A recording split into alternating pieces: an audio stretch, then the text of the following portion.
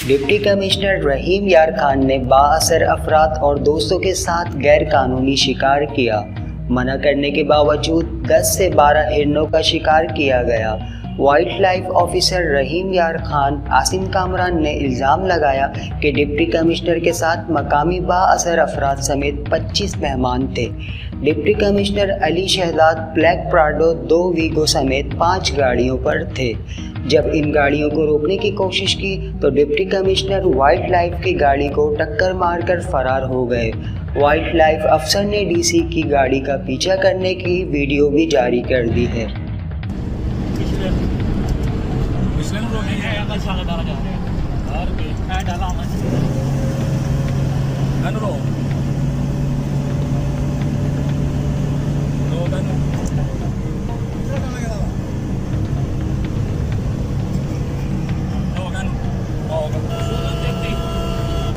भैया एनु रोकना है भाई जान इसको रोको